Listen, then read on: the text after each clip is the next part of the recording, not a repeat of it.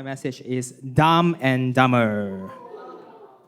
Okay, don't turn to your friends, right? Look at them. Okay, don't. So I want to start off right with an observation that we live in a very, I would say, peculiar time. We are probably the smartest and most technologically advanced generation in human history. Now, yet we think that the smarter we are, the better the world will become, or at least our lives will be better, right? But here's the thing, we are getting smarter, we are getting better in some departments, but not doing well in others like how we think. We're surrounded by knowledge, but we still make pretty unwise choices. And it's a pattern of human history, just that now it gets worse and the gap seems to be getting bigger and bigger. When I see some people in power today, right, I'm quite disappointed.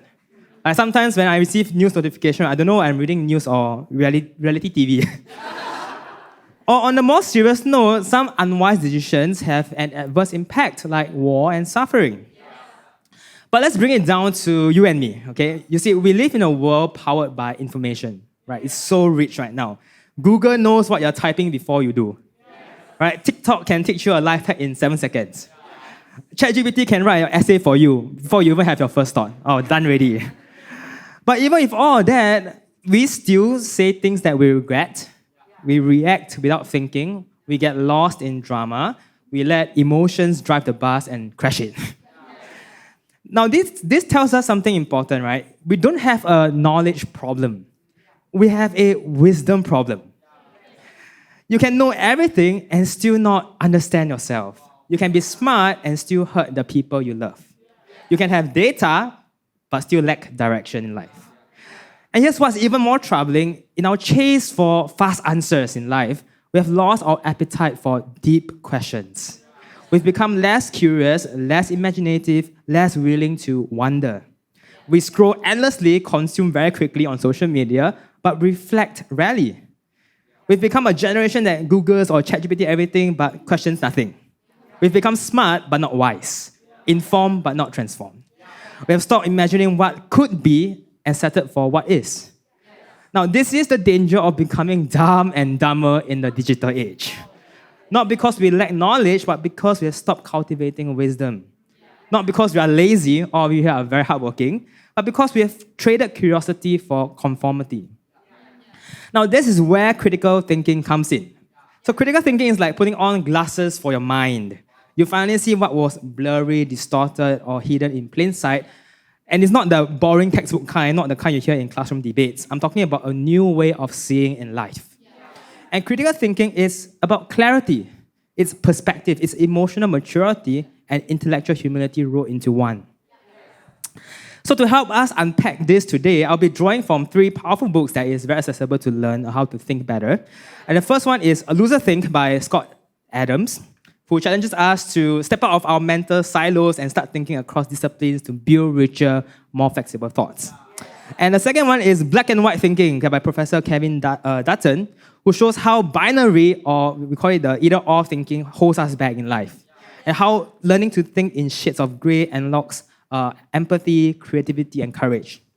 And the last book is the Book of Beautiful Questions. You read it, you'll be like, I need to start questioning everything. And the author reminds us that better questions often lead to better lives and teaches us how to ask the kind of questions that spark deeper insight and decision-making. Okay, so I encourage you to read it in your free time during holidays. Now listen, the future doesn't belong to those who know more. It belongs to those who can think better and make better decisions. Those who can zoom out, ask better questions, and live with purpose when others are lost in performance. And that's why the Bible says in Proverbs 4:7, it says it's the beginning of wisdom is this: get wisdom. Get understanding before anything else. Before you chase grades or friends or your next big move, get wisdom.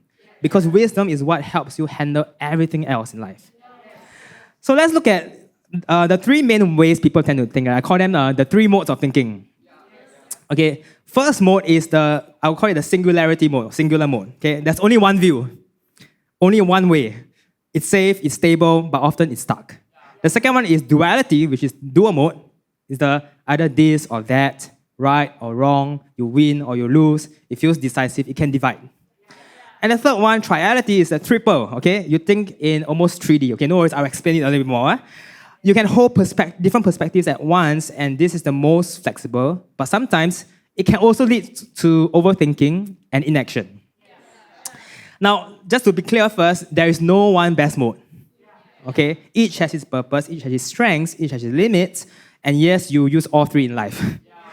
Different situation calls for different lenses. So for example, fire drill, right? Wow, I got fire. That's not the time for you to think in very deeply for all the possibilities. You need to have just one thought. You need to survive, be safe, bring others along. Okay, follow instructions, correct? Or, if you are studying, you are solving a math problem. Duality helps. Either the answer is correct or it isn't. You cannot lecture, this one, possibly this answer, okay? Doesn't work that way. Or it could be you're helping a friend through a conflict. That's where triality shines. You need to understand feelings, context, and perspectives. Now, but if we live too long in any one of these modes only, we risk becoming blind to what we're missing. So I'm going to give you a quick dive of each mode, right, and see if you recognize it for yourself or if you know someone who is like that, okay? So the first one is the singularity, right? One thought only. So the description is one way only. This is how it's done. No questions, no deviations, just repetition, right? So singular thinkers believe there's only one way to see things. Okay, I'm talking in the absolute terms, but it could plus minus, okay? So they are firm, they are clear and confident, and these are the people who say, this is how it is. Don't ask so many questions. Why complicate things? And have you ever met someone like that? They're the type that orders maybe like same dish at every restaurant, every single time. And you're like, hey, you want to try something new? But they say why fix something that's not broken, right? Now, there's strength to this thinking, right? People in singularity mode are really focused, they execute really well, and they get things done fast because there's no mental clutter. But the danger is that they sometimes rarely pause to reflect. They react instead of reconsidering. They shut down conversations that challenge their beliefs and they get stuck. And when does this mode help is when you're in an emergency, right? When quick action is needed and when you're following instructions in a crisis. Now, if you live here too long, you lose the ability to think critically. You live inside this mental echo chamber that is just like that. Now, mode number 2, duality, the either or. Dual thinkers see the world in two categories, right? Right or wrong, win or lose, my side or their side. They are sharp, they are quick to judge, and often motivated by fairness or fear. Now, again, if you have ever met someone like that, right? Maybe you tell them I like pineapple on pizza. And then they go like, that's disgusting. I'll cancel you out. Right? It escalates very quickly. Actually, maybe I'll be like that also. Or you say something awkward once and suddenly you're labeled annoying. Right? It's very extreme. And dual thinkers are clear, but sometimes very cruel. Right? They help spot danger fast, make decisions with confidence, and act when something feels unjust. Now, their pitfall is that their rigidity. They can't tolerate uncertainty. They struggle to hold tension, they judge quickly and forgive slowly. And in this mode, it's useful when it's about taking moral stand, when protecting someone from harm, when defending boundaries on principles. Again, if you stay here for long, you always need a villain in life. And eventually, you'll turn on yourself. Now, the third mode is the triality, and this is where the deepest thinkers live, okay, just in these 3 dimensions. Now, triality thinkers ask better questions. They wonder, what don't I see yet? They see gray areas, they ask follow-up questions, and care deeply about doing what's right, not what's easy.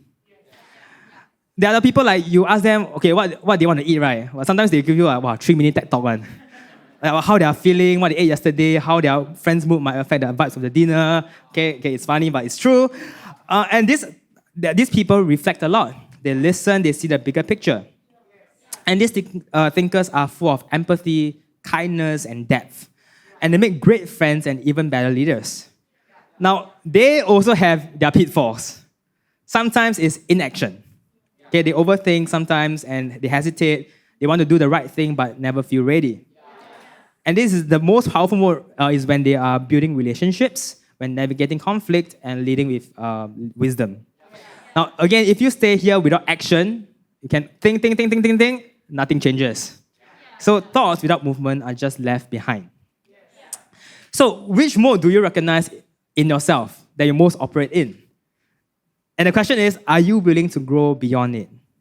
Because today we're going to look at each of these modes in detail, not to shame anyone, but to invite all of us to into a higher way of thinking.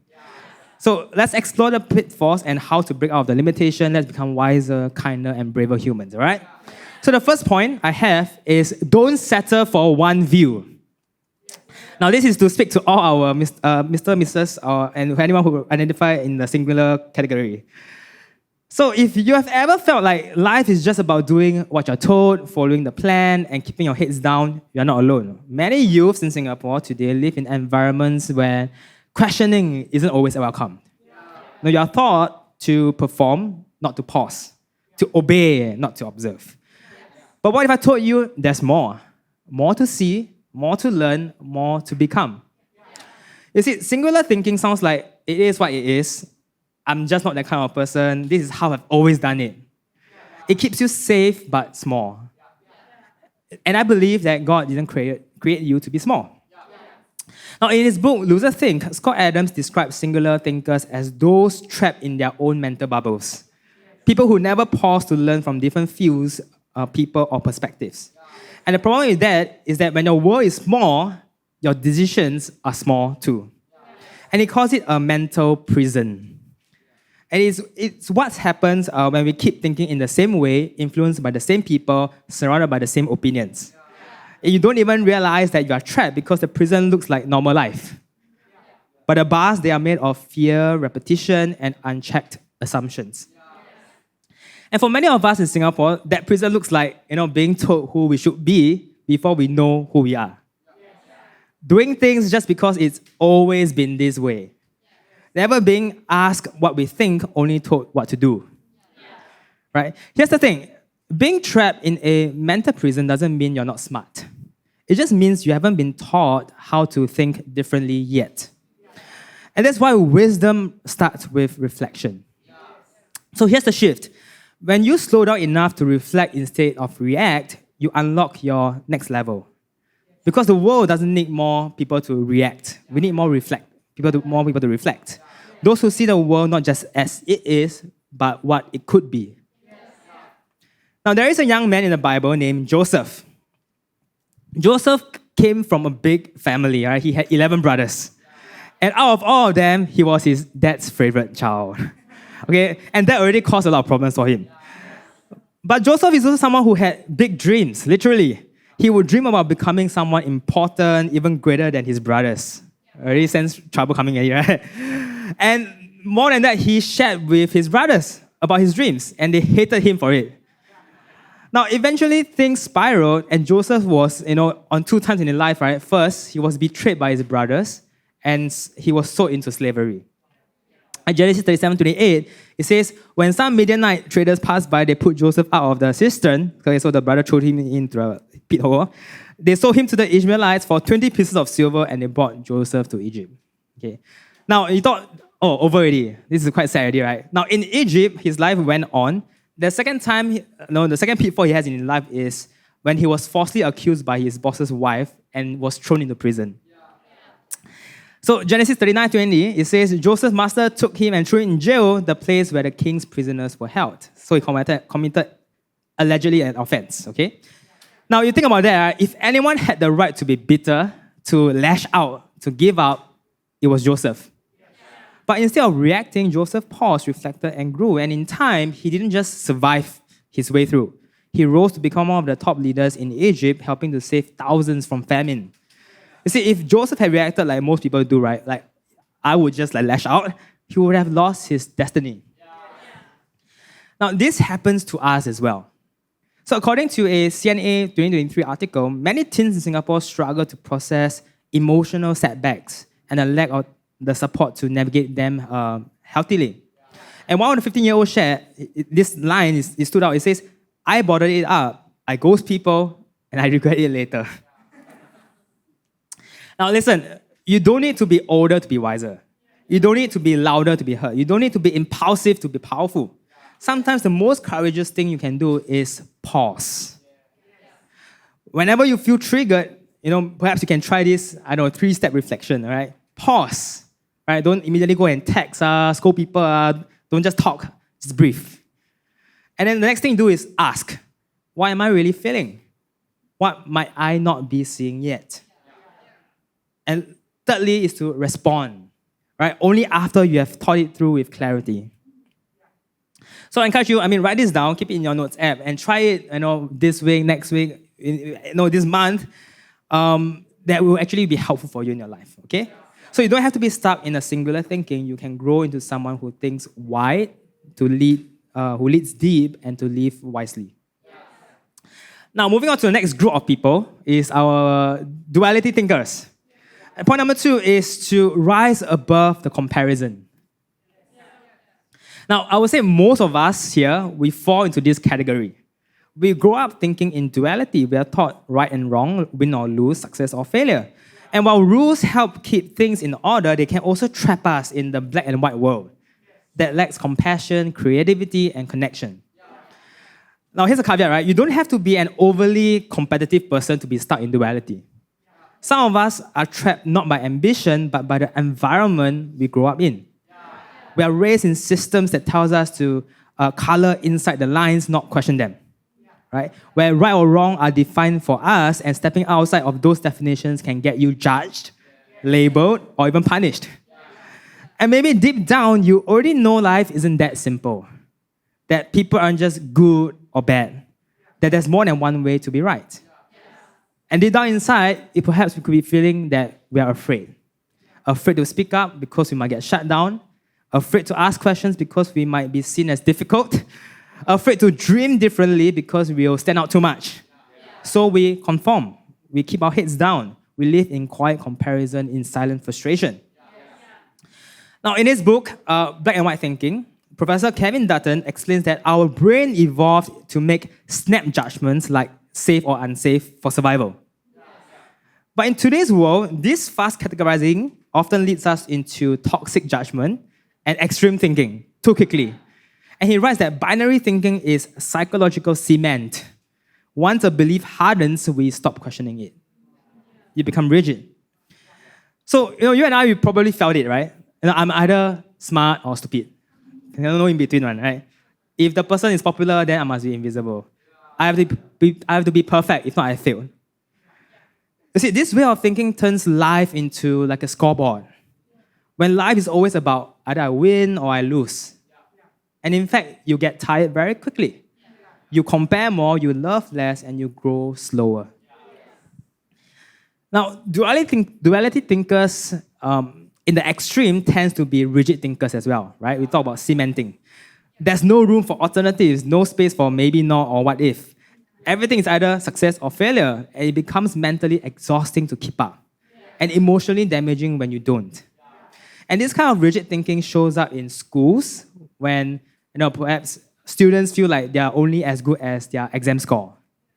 Or in friendship, when in one disagreement becomes a total fallout between your friends, right? And one of the biggest dangers of duality thinking is that it makes us unkind. You see, it creates categories, people who deserve grace and people who don't. Friends who matter and friends who are, we think, beneath us. And we cancel goals and cut people off, not just because it's right, but because our mindset has no room for maybe. No room for I could be wrong, or let me understand better. And this shows up in school when we label classmates as either annoying or cool. Or online where a single post determines someone's worth. And we forget that people are actually complex human beings, right? And worth more than one mistake or one highlight. So you see, dual thinking says you're either with me or you're against me. But to get out of this is to head to the next level, which is the triple thinking, the triality thinking, that says, let's understand the whole story. Now let's go deeper in the moment where Jesus told in the story in the Bible about two sons. One was faithful to his father, and one kind of ran away, squandered away his fortune, and comes running back. Okay, so Luke 15, verses 25 is on the screen as well. It says, now his oldest son was in the field. Coming in from the field, he approached the house and heard music and dancing. Wow, right? Now he called one of his servants and asked what was going on. And the servant replied, your brother, this is the other brother, right? Your brother has arrived. And your father has slaughtered the fattened calf because he received his son back safe and sound. Then the older son was furious and didn't want to enter in, but his father came out and begged him. He answered his father, "Look, I have served you all these years. I have never disobeyed your instruction, yet you have never given me you never given me as much as a young goat so I could celebrate with my friends. But when this son of yours returned, after gobbling up your estate on prostitutes, you slaughtered the fattened calf for him." Doesn't sound fair, right? Now, the older brother saw the world in kind of like a black and white, right? He did everything that was right. He stated it out, right? But couldn't celebrate grace. Because in his eyes, if someone else is, won, like the younger brother is coming back, then the father maybe favored the child, right? Means he lost. You see, this is the problem with duality thinking. It makes others your enemy, even when they are your family. You see, there's a better way, which is triality thinking. Because triple thinkers don't need a scoreboard to know that they are valuable. They don't live from comparison, but from clarity.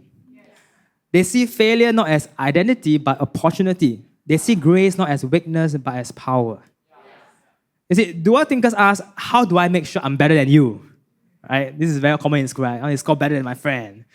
But triple thinkers ask, what can I learn from this? They seek to understand. So what would life be like if you stopped comparing and started growing? And let me speak straight to you. If you ever felt like life is just one big scoreboard, you're collecting scores everywhere, where everyone's winning but you're not, this part is for you. Maybe you've caught yourself thinking, that person is more popular, so I must not matter. He scored higher, so I must be a bit more stupid, more dumb. They got picked, I didn't. It's the end of the story. Okay, that is the trap of comparison. But here's what you can do this week to break free. Okay, number one, it's tough. You need to celebrate someone else. That's like the last thing you want to hear. Right? I must celebrate someone else. They win already, you still gotta celebrate them. Okay, yes. Okay, I want you to find a friend or classmate and genuinely affirm them. For their wins, okay? Not in a fake way, but with your heart. To say that you did well, I'm happy for you, and do it in person. Don't just, do it in person first. Text it, post it, right? Celebrate the person. Why? Because when you can cheer others on, it builds something stronger in you. Number two is to catch your inner scoreboard. Okay, catch those moments for yourself. The next time you catch yourself comparing, pause. Like literally stop and say, their journey is not mine. I'm growing in my own way. Dare to say it out loud. Write it down. And this tiny habit rewires your brain from just a duality to triality. Number three is to reflect on your growth, not just your wins. And a good habit is that every now and then, each night, every day, ask yourself, what did I grow in today? Maybe today you forgave faster. Maybe you asked a better question. Maybe you showed kindness. Write down that one thing. You see, you're not here to compete in life. You're here to grow. Right? So let's really rise above the comparison and start living with clarity, not just competition. And on to our last group, the triality thinkers, okay? Which is, on the pitfall is, number three, turn reflection into action. You see, triality thinking is a superpower. It's a level where critical thinking becomes emotionally intelligent and morally grounded. It's where empathy, love, kindness, and generosity begin to govern our thoughts. In short, it's where our morality kicks in. Now, these thinkers don't just ask what is true, they also ask what is right. Right? They think in 3D, okay? They see the bigger picture, they understand different points of view, they seek win-win solutions instead of playing the blame game. This is where leaders are born, and this is where the best kind of change happens. Because it's no longer about being right, it's about doing what is right. But let me speak to those of you who already are thinking this way, right? Cool. Maybe you're the one who reflects a lot, you think deeply, you maybe write journal entries, or you've probably even been told you think too much. And that's the challenge. Sometimes triality thinking can become a trap when we don't act on what we know is right. We hesitate, we overthink, or we wait for the perfect moment that will never come. But wisdom that stays in your head won't change the world. You see, listen, our reflections should inspire actions. Another story in the Bible, again, Jesus told a story in Luke 10, verses 30. I'm going to read it to you. And it says, a man went down from Jerusalem to Jericho. He encountered thieves who stripped him naked, beat him up, and left him near death. Now, it just so happened that a priest was also going down the same road. When he saw the injured man, he crossed over to the other side of the road and went on his way. Likewise, a Levite came by that spot, saw the injured man, and did the same thing. He crossed over to the other side of the road and went on his way. A Samaritan who was on a journey came to where the man was, but when he saw him, he was moved with compassion. The Samaritan went to him and bandaged his wounds, tending them with oil and wine. Then he placed the wounded man on his own donkey, took him to an inn, and took care of him. The next day, he took 2 full days' worth of wages and gave them to the innkeeper. He said, take care of him, and when I return, I will pay you back for any additional costs. Then Jesus says, what do you think? Which one of these 3 was a neighbor to the man who encountered thieves? And then this person who was being told the story, right? The legal expert said, the one who demonstrated mercy towards him. And Jesus told him, go and do likewise. Now you see, a man was attacked, was robbed, and left bleeding on the road. 2 respected religious men passed by, right? The priest and the Levite. They saw him, maybe they felt something, maybe, I don't know, they prayed secretly in their heart, right? Oh, God, help this person, then bye-bye. Right? They did nothing.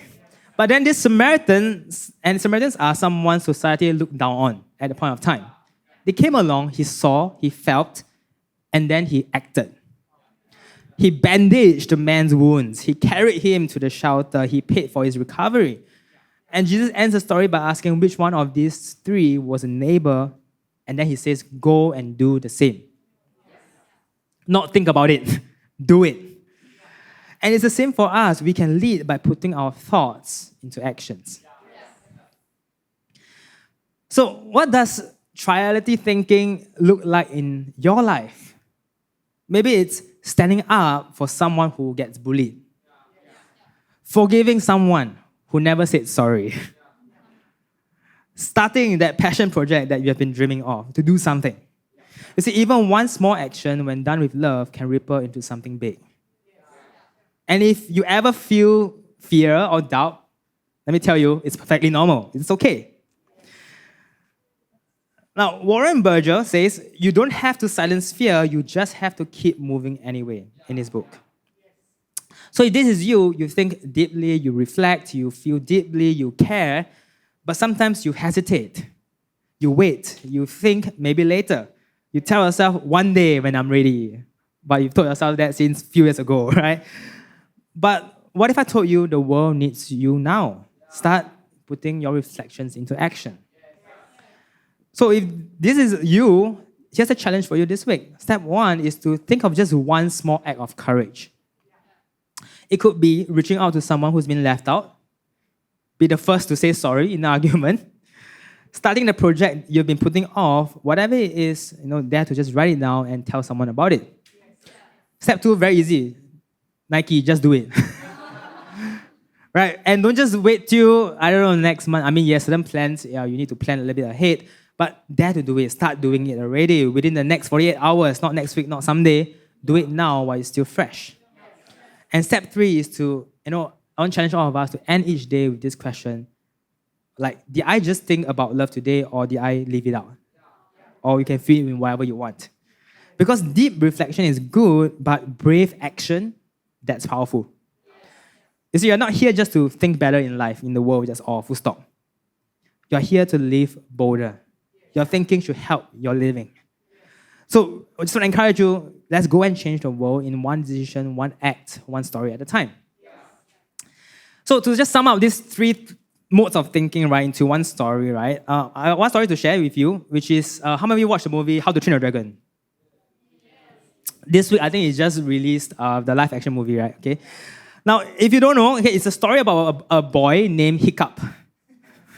Okay, Hiccup grew up in a world where everyone believed dragons were dangerous. And the rules were clear. Dragons are the enemies, and the real Vikings kill dragons. Right? And that was the way it has always been. So that is like a singular thinking. Only one view. No questions, no curiosity, just this enemy. But then something happened. Hiccup meets a dragon, toothless, and chose not to kill it. And instead of reacting with fear, he paused, he observed, and he reflected. And suddenly he saw that the world wasn't just black and white. It wasn't just the Vikings versus the dragons. He realized his people had been wrong. But again, he's torn right now, right? Should he, protect this dragon, or should he obey his father who told him to kill the dragon? Should he speak up or stay quiet? Should he go with the crowd or choose a different path? And he's stuck in a moment where there's a duality. Should I do this or that? And it always feels like a constant tug of war inside you. But then, in the story, Hiccup stepped up. He made a choice that no one else dared to. Yes, he trained the dragon. He defended what he believed in. He fought not just to win, but to create peace, to create a future that has not been thought of. And that's where that triality thinking happens. It's where empathy lives. It's where morality guides your thoughts. It's where you don't just think about what's right for you, you think about what's right for everyone. And through that journey, Hiccup didn't just become different, he became a leader. He created a new future where dragons and Vikings can work together peacefully, where both can thrive. You see, that's the power of critical thinking. That's the power of reflection turned into action and having the courage to do it. Now again, listen, there's no one best mode of thinking. But there is one mode that we are often missing, which is this higher level of that triple triality. Most people react in life. Some compare. A few reflect deeply and act wisely. Now, why am I sharing with you today is because there's a good news, is that you can learn all three. You can learn to train your mind. You can switch between the three modes to help you become better, kinder, more just, and effective leader in life. Because the world doesn't change through more noise, right? We keep shouting, we keep, social justice is just like shouting and shouting on social media, but nothing being moved. It changes through people with wisdom in their minds, love in their hearts, and courage in their steps. So don't just think different. I want to challenge you to live different. Don't just have better thoughts today, but to have better thoughts to build a better world. We can be a generation that thinks clearly, that loves deeply, and lives fully.